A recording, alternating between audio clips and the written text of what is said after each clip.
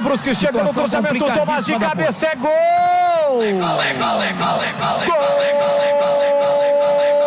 Gol do Brusque!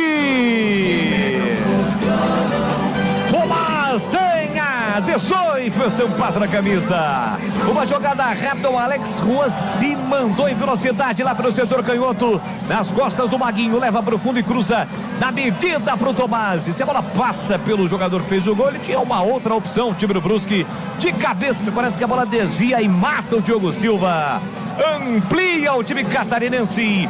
Tomás, 9 minutos, segundo tempo, tá registrado. Brusque 2-0 para Macaca Vladimir.